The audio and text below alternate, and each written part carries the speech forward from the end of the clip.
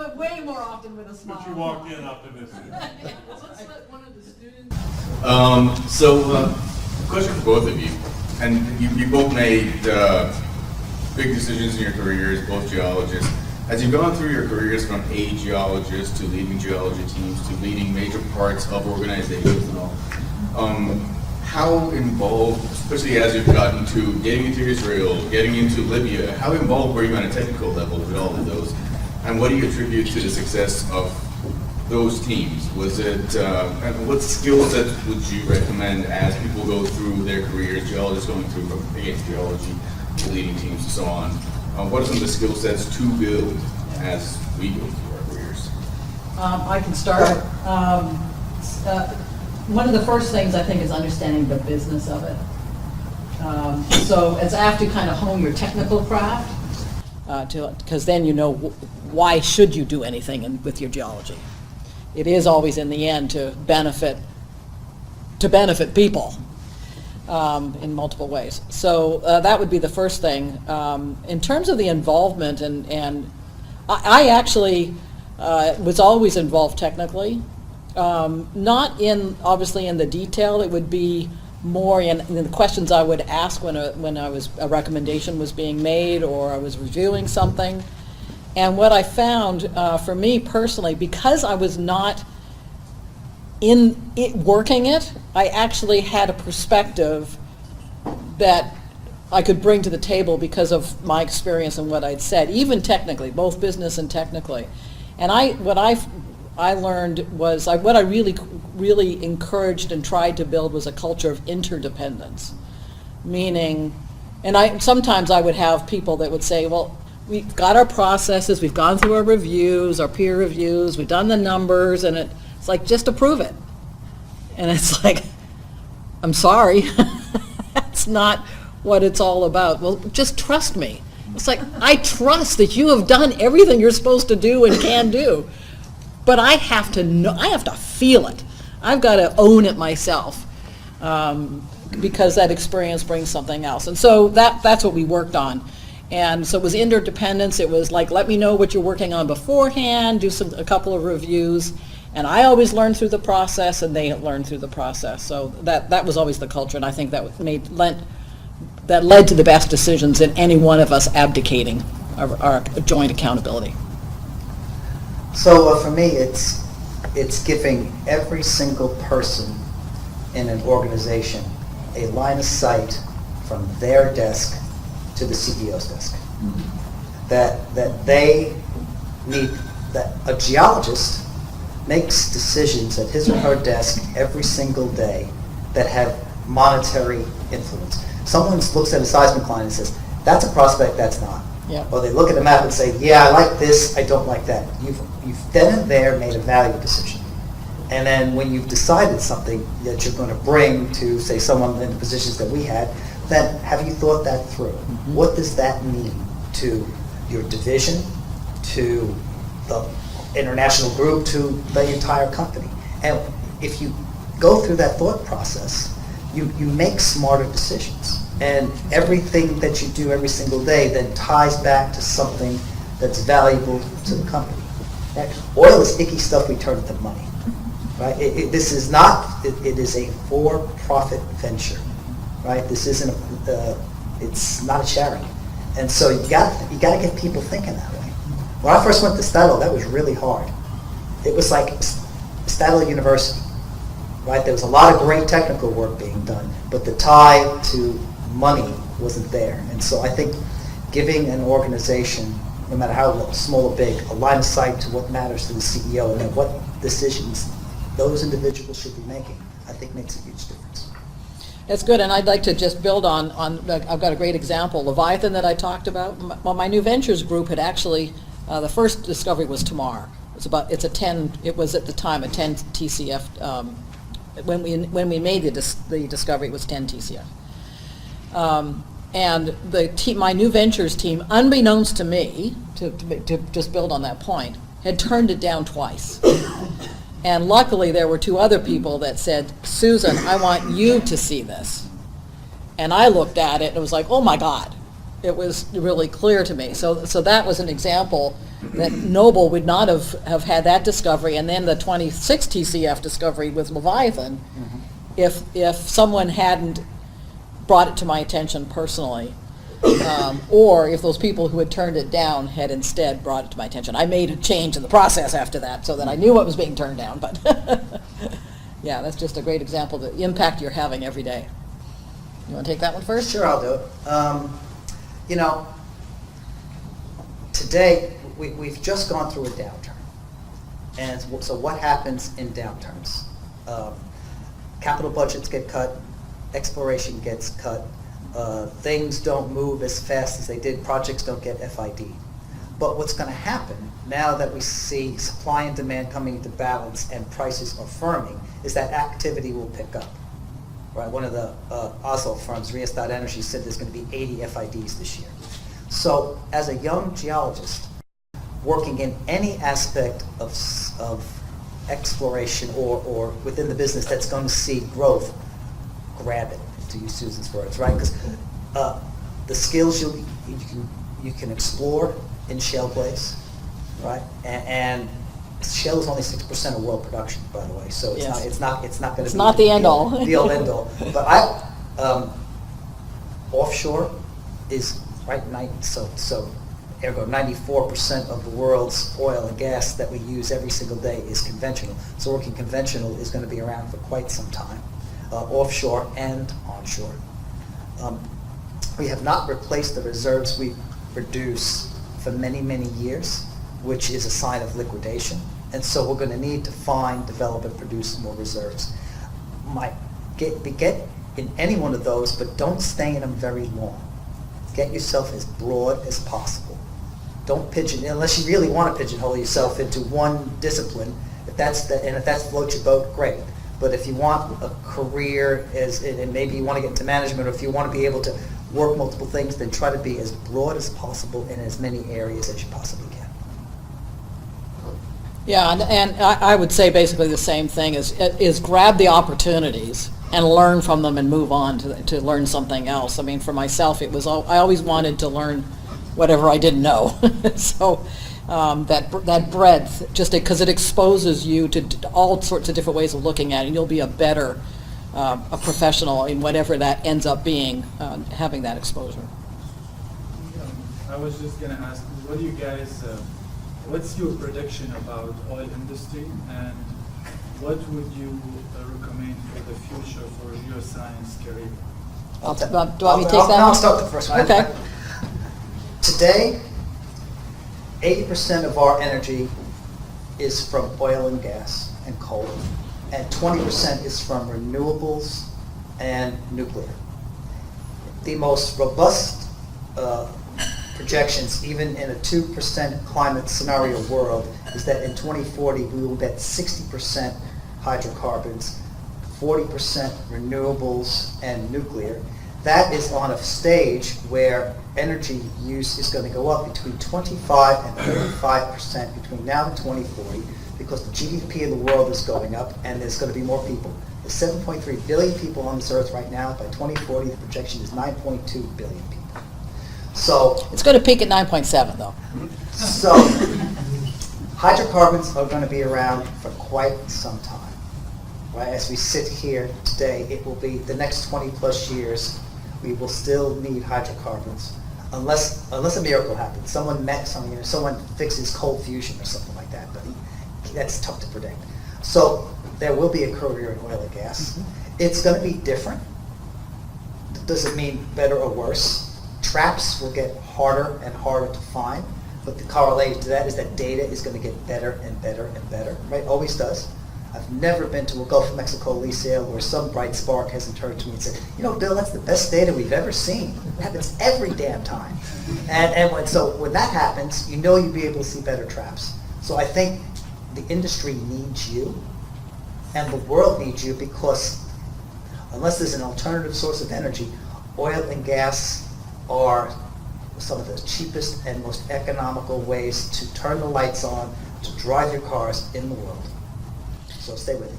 Yeah, I generally agree. And that was an optimistic scenario that he talked about with you know, the 40-60%. A lot of people think it'll be less, but of course, we're all bad at prediction, and we always tend to underestimate human ingenuity. So who knows where it's going to go? But there is going to be a need for petroleum, oil and gas. No doubt in my mind. It's for all sorts of different things. We'll come to it. But I have read that the population is supposed to peak at 9.7 billion for a variety of reasons. So I think it is going to shift. I think there's going to be really getting more comfortable with digital. It's going to change how you work. The whole machine learning kind of perspective, some of that will make sense, so it'll be a different way of working, as it has been throughout our careers and continues to evolve. I will say, kind of building on the, traps will be harder, there was Wolfgang Schoenberger, who was one of the guys that was a mentor for me early on in my career at Amoco. When he would hear people say, well, it's getting harder and harder, and he'd say, wait a minute. You think it was easy when people were doing outcrops and measuring and saying where to drill on the surface? It's always hard. It just changes. Yeah, and it's for all those reasons that Bill talked about. Yeah, Jordan had a question. And then there's someone here had a question too. Yep. I just wondered if you could speak a little bit to your strategies in networking when you were early in your career, and how you may have modified these strategies as you moved through it. Yeah, I'll start on that one. I know, believe it or not, I was actually introverted, and when I was younger, and I knew when I started in the oil and gas industry that I really needed to network and get more comfortable being with people. And so I did make a goal. I decided that I was going to go up and meet people in any conference or any kind of event like that. That I would go up, introduce myself to complete strangers, and I had a goal every time, and I'd check it off, very goal-driven, so that I would become more comfortable just talking to people I didn't know. And so I purposely set that up, and it got easier and easier, obviously, with time. It's still always uncomfortable, but I do it much more easily than I did before. It's slightly uncomfortable. Your goal is how many people you would meet at a particular event? Yeah, strangers, yeah, exactly. New people that I didn't know. Just because I wanted to become more outgoing. I knew that was going to be important. I knew networking was going to be important. And so that's what I did. But so the networking, and the thing for me was the payback for networking may be years. In fact, it will be years.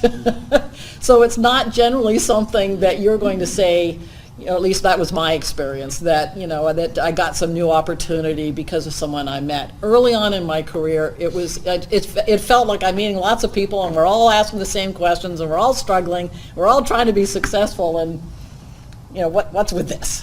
Where's the payback? When is this really going to give its fruits? And it has in spades over my career, but it was probably a good 10 years, 5 to 10 years before I really felt like, okay, now I get it. It's a small community. Yeah, it is a very, and it gets smaller, of course. It feels, obviously it's not getting smaller, but you just know more and more people, so it feels smaller as you go through your career. My experience is a little different. I was never introverted. I like people a lot. My management style was by walking around. And so networking came natural. I volunteered for organizations from the very beginning. I've been an AAPG member since 1980 and volunteered for all kinds of stuff for AAPG. Did lots of different things with schools, gave as many talks as the companies would let me do. Networking changes as you get older and depending upon your position. So once I got into executive management, then networking took on a whole new light in meeting government officials and other CEOs and things like that. The basic principle is the same. Get out and talk to as many people as you can. Get a variety of views, because everyone's going to be different. They'll tell you, you get 5 different answers to the same question from folks. It's up to it's your sorting mechanism that you got to worry about. Yeah. But it does take a long time to pay back. Susan's absolutely right about that. But there's no substitute. And if you stay introverted, it's to your peril. Yeah, I would agree. It really is. Yeah. You really just got to get out there. And sometimes it's uncomfortable. I mean, I'm For some of us, it can be uncomfortable for a while. Yeah, it's a degree, isn't it? Yeah. But it's really worthwhile, and you can make it a lot of fun. And just to add on to that, it gives you, not only is it a payback for you, it gives you a perspective, kind of building on what Bill was saying, of people's thinking, in a much bigger space, and that's always a good thing to have. You had a question. Well, I will, Yeah, well, you're absolutely right in many of your comments. I think what I've seen is I've been working innovation actually with Darcy. I've been interviewing a lot of C-suite executives. I didn't talk about what I'm doing now, but and it's really studying and benchmarking innovation. And there's a couple of things that I'm seeing, and that is that the company, you do need data scientists because people need to understand the newest thinking in data science coming out. But the companies that are the most successful are the ones that pair them up together in teams with the engineers, geoscientists, and data scientists, and are all learning from each other, because it's really algorithms, as you know. I mean, that's really what it is. You got to understand assumptions and be learning and helping it to learn. And there's a natural. There's actually another talk I've given, which is I think the geoscientists, the innovation comes easiest to geoscientists, because it is who we are. We're optimists. We are creative. We're scientific. It's something you know that you're going to drill dry holes all the time, and you pick up and you learn from it, and you go to the next one. Well, that's what innovations really is. And so I think there's a huge role for geoscientists to basically help the companies be innovative by being innovative themselves and recognizing that's what they are. They're innovative people, and working with the engineers, who tend to be less innovative, but they're not always. But being part of that team that really thinks like a geoscientist, but from an innovative perspective. So 2 comments. One around your first one around presentation skills. So they are extremely important. And I trained, even as an executive in Statoil, once a year. And with the communications folks, the last one I did before I left the company was with a BBC reporter with a television camera in front of my face, asking me very hard questions, watching how I responded to these people. And it's tough, and you watch yourself, and it's uncomfortable, but it really helps. The very first one I ever did, Shell sent me for a week to a I've done those presentation too. workshop, where the first thing you have to do, day 1, hour 1, is introduce the person next to you that you've never met before. And everything is videotaped, and you're critiqued after everything by each class member, and then you're critiqued in the evenings by the professor. Right? So shame and humiliation for 5 straight days. But I've done this to myself my entire career, and it really, really helps. You never lose all the nerves. You lose a lot of them, but not all of them. But you get better. It's a skill that you can learn just like any other skill. It just takes a lot of practice and a lot of work. Yep, I've had the same experiences. Yeah. Now, when it comes to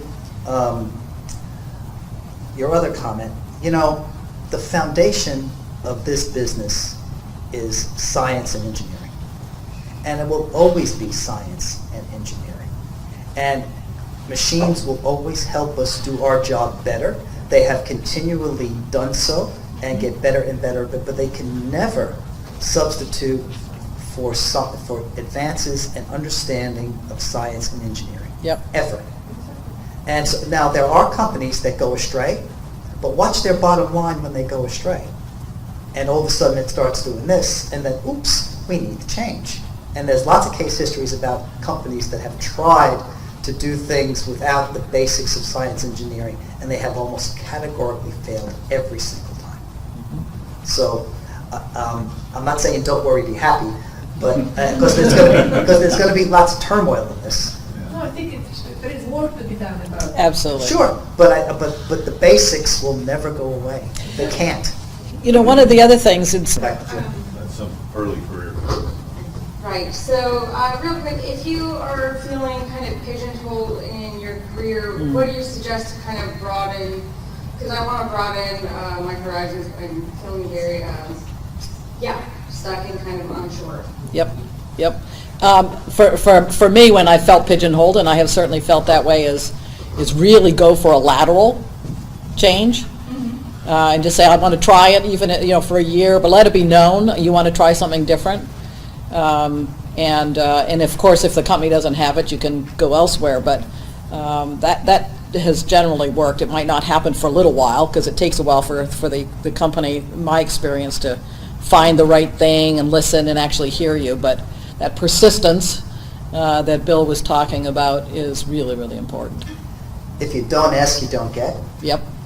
Right? And there's a young lady that I know that works for Chevron at the moment, and she's felt pigeonholed in the onshore world and wants to work offshore.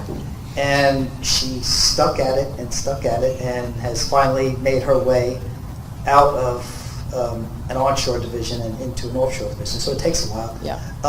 Have the self-confidence to push yourself in that regard. It's not easy sometimes. And if you don't get satisfaction, be prepared to go somewhere else. Because there's tons of people that will want you. I mean that. I really do. Yeah, Jim. You both, if I remember it, introductions started in 80 and 81, Yeah. which for the early career folks is early middle Miocene. That was an era of drunken sailor spending and billion-dollar offshore sales in the Gulf of Mexico. What sort of lessons from seeing that up close did you take that have been beneficial since then?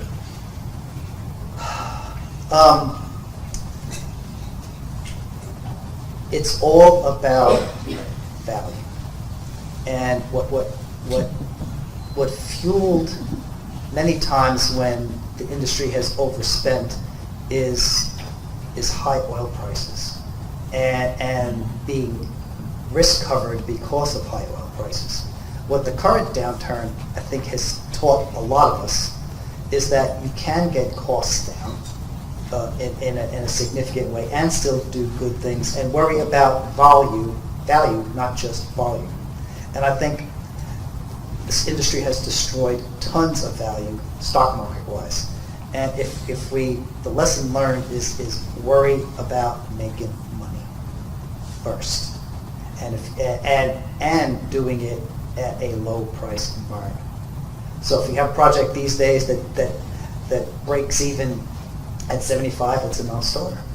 If it breaks even at 35 or 40 or even 50, then it'll probably work.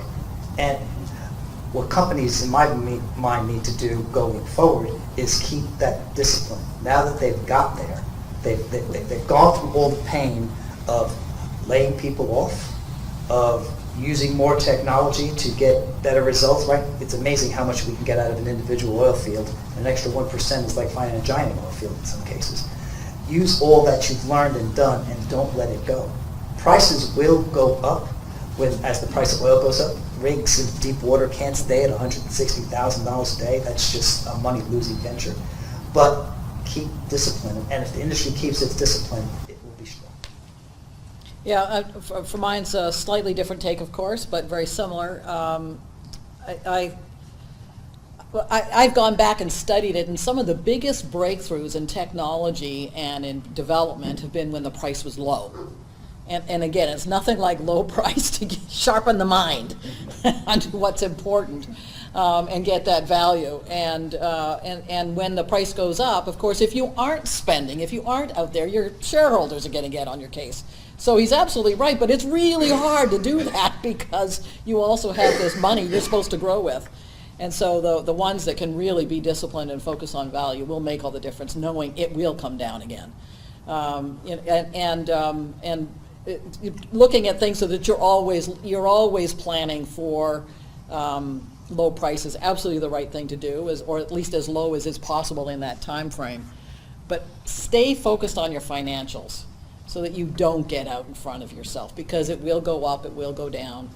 I think, to me, that was one of the biggest learnings. In the early 80s, it was only 2 years and the prices tanked. So it wasn't, as a new geologist, I did not really get it. I just knew there was euphoria, and then people seemed to lose jobs. Um,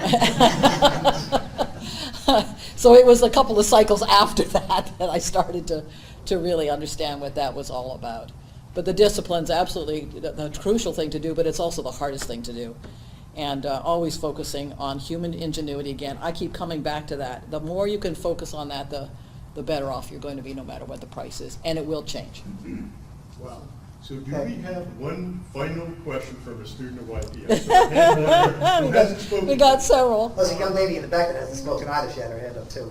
Maybe two? Okay. Or we'll do three. two. There's three, I think. Oh, three? Okay. All right. Three is it, folks. Yes, sir. Go for it. You got it now. So the famous CEO of Apple said that it's easy to Hold it toward your mouth. Thank you, Tom. The famous former CEO of Apple said that it's easy to connect the dots looking backwards, never looking forward. Absolutely. You may have touched upon this, but starting off your career, did you have a plan going forward?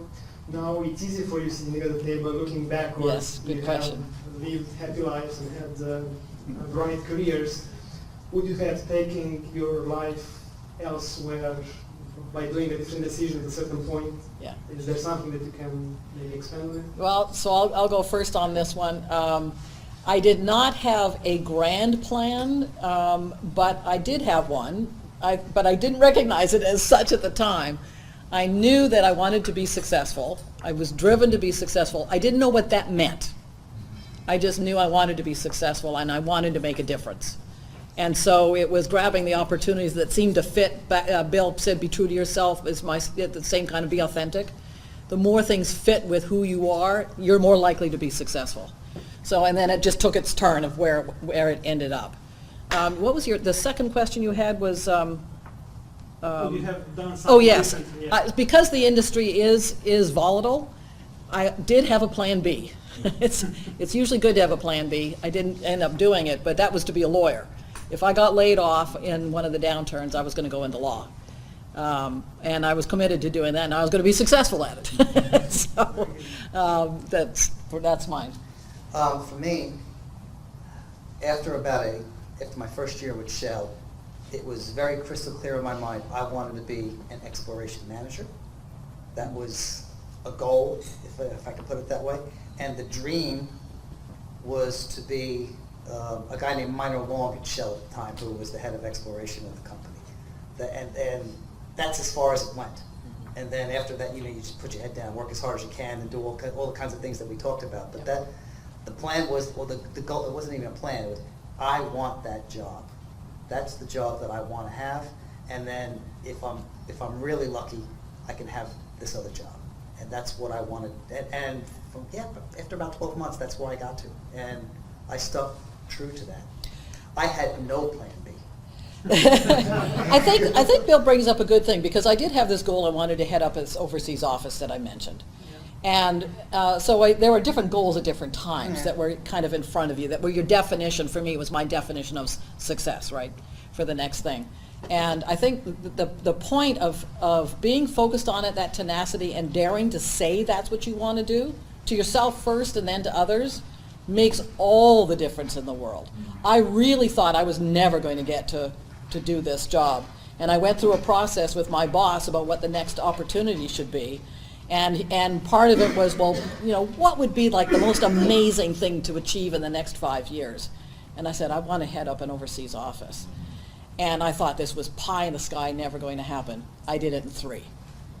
And it's just, and this has repeated itself. It's just by daring to say something and focusing on it, you'd be amazed without it being active all the time. It just is in the air because people know, and you become more confident and you're focused and you pick up things differently because you've got that end in mind. And things show up. No one or no thing is ever going to hurt you for dreaming big. Yep, that's right. Ever. And it helps. Okay, we had 2 more. Okay. Talking about dreaming big. So this is a kind of an impression I've picked up about the industry. I feel like how you start, how you enter the industry is very critical. And correct me if I'm wrong with my perspective here. I feel like in our industry we have 2 schools. We have the school of the big boys and the school of the smaller guys. She talked about being pigeonholed working offshore. Some of us have really only worked with the small, independent, onshore E&P companies. And we dream big, you know. We want to work overseas appointments. We want to have that exposure to work, you know, offshore basins all over the world. But there's no crossover. It's almost like if you start with a big company, those are the opportunities that are available to you. And if you start with a smaller company, there's no bridge to cross over. I'd like to hear a perspective on that. You want to start? Yeah, sure, I'll start. So let me tell you a story about a guy named Tim Dotson. So Tim took over from me when I stopped being head of exploration. Tim started his career as a mudlogger in offshore Norway. Went to school, and he's British. Went to school in Britain, and he didn't know where he was going, but he saw that he had to get out of just being a mudlogger, and then went and got himself other jobs in other places, and eventually wound up in Statoil. But that wasn't the plan originally. His only thing in life was he knew that, I got out of school, I was a mudlogger, and that was a job and to put food on the table, but that is not satisfying enough, and so I've got to break away free. And if I stay where I am, I'm never going to break free. And so one piece of advice is if you're in a small company and you want bigger, then you can't stay. You got to go somewhere else. Well, a lot of the larger companies, they wouldn't even consider you because you're not of that crop. That's the feeling I get. Like there's a pedigree of folks who have worked the larger companies, and then there's a different pedigree for those that have worked the smaller companies. I think there's some truth in what you say. Yeah, there is. I agree with that. Yeah, but that tenacity and that networking and never giving up and just trying to find the right place and right people and prove yourself to them, I mean, you just keep at it. So let me. People can break through, but your dreams of what you want to do can change also with the opportunities that come up. If it's something big, because I know it did for me, but if it's something you want to do something bigger than you feel you're doing now, just keep working it. Just keep getting to know people, networking, letting people know, seeing what the possibilities are. Just keep at it. You know, you can be quite rigorous about mapping out what you want as a next for a next step. So let's just, as an example, say you want to work offshore somewhere internationally, right? And it could be in an office here in Houston or Dallas or something like that. So then, who are the companies that are doing that? Mm-hmm. So is it Cosmos up in Dallas, or is it Tullow in the West End of London? Or you know, who is it that's doing these things? And you make a map of, okay, now who do I got to talk to in that company that I can say, well, you know what, here I am, and I really want to be part of what you have. And I may not have all the experience that you want, but I've got the desire and the drive and the energy to learn and to be part of your team. That goes a long, long way. Because then you're seeking it out. You're the one being proactive, mapping out what your career ought to look like with who, and you don't know where that's going to lead. I mean, it could be company A, company B, company C, don't know. But map it out, get very specific, right? You can find all kinds of stuff on the internet today, right? Find out who the person is you need to speak to in those companies, and then start working. Yeah, just one more story that was similar to that. My elder son decided he wanted to go into battery technology. He's a physicist, and he had no background in batteries, but he decided that's what he wanted to do, and he was running up against the same sort of thing. And so he did exactly what Bill talked about. He figured out what are the companies that are in this space, who do I need to talk to, and then he put his resume out there and he says, I will come and work for you for free for 2-3 months before the other interns come. Then you pay me as an intern, because I just want to get in. And so people, that's a hell of a deal. Okay, I'll take you 2 months earlier for free. Yeah, why not? And then it moved into a permanent position, and that he's growing it. So these are different strategies just to focus on. Susan, last question. You mentioned the downturn. It has different cycle because of unconventional. Yeah. Can you please elaborate? When do you guys expect the next downturn? Since we already seen 3 years with this downturn. Well, first of all, I think I don't know what the price is today, but I would, 71? it's not a downturn. Okay. When the price of oil is $71, you can't call that a downturn anymore. I don't know what Bill's thoughts are, but that's my experience. So it has shifted up. I do think that a couple of things. Because of the unconventional has changed the game. But as it does, every cycle changes the game because ingenuity comes out in these time frames. I think we got things to learn about unconventionals. I don't think it's going to be as rosy as many people have thought it's going to be. It's going to be more challenging. New technologies will help figure it all out, as well as it is in the conventional world. And so I think there won't be the highs, I hope actually that we don't get over 100 because all hell breaks loose when you get that high. It's a negative impact on the whole economy of the world. And so that's when you kind of go, it's just a matter of time before it's going to crash and burn again. And I think the unconventionals will help kind of stabilize that, but things can happen, wars and stuff that can change that story. But just working through it and being willing to change with it, and I don't know what else to say. So a few factoids first. So the world uses 96 million barrels of oil a day. 3 countries in the world produce over 10 million barrels a day: Saudi Arabia, Russia, and the United States. The world is going to need all that energy for some time to come. Yes, there will be downturns. What is happening just now is the effect of underspending has not hit production yet. If you can look at a right. cost curve that goes like this, and then you can look at a production curve that goes like that. So the underinvestment in our industry from the latest downturn, and I agree, we're not there. We're at balance just now, which is why the price is where it is. Mm-hmm. Price is a relative effect of being in or out of balance, supply and demand. So what's going to happen in the near term, in my view, is that actually we're going to see a price increase. Mm-hmm. And the reason we're going to do that is because we have we have to invest plus or minus to stay flat about $600 billion a year as an industry. We've invested $400 billion a year for the past 3 years. So we haven't seen that influence yet. What that means is supply and demand will come out of balance in the opposite way that it just did, which causes prices to go up. And then natural elements come in and will knock that back down again. With the time frame of that, I can't tell you. I think the price going up is an early 2020 kind of event. And then when another cycle will come, don't know. But it will come. It's a commodity business, and as Susan said, world will throw back $100 oil. Right, the whole world will, and so then that will cause prices to come down. People will use less oil.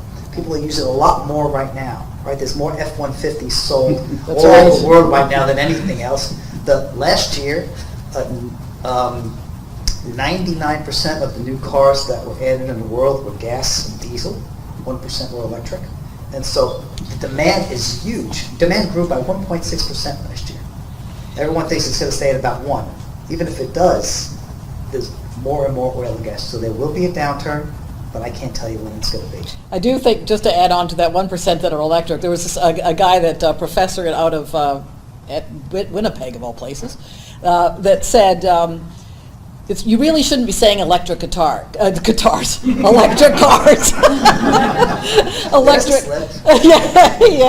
Electric cars. In China, the electricity comes from coal, so they're coal cars.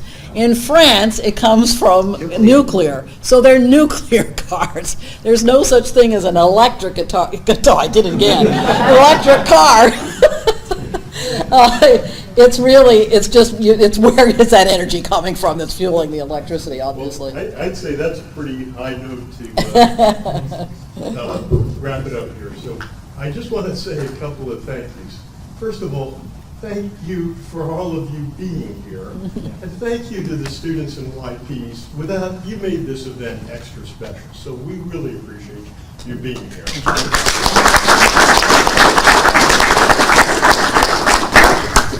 I'd like to thank HGS leadership for this night, and I'd like to thank Linda for conceiving that maybe it would be fun to have such a conversation. And most of all, we want to thank our speakers. Susan, Bill, this has been riveting, fantastic. Thank you for sharing your experiences. There was a lot of meaningful wisdom, and it's very kind of you to be here. So we'd like to give you a special appreciation. Thank you. The next general HGS meeting is Wednesday, the 23rd at the Petroleum Club. That's the luncheon, 11 o'clock, 11:30, and that'll be Bill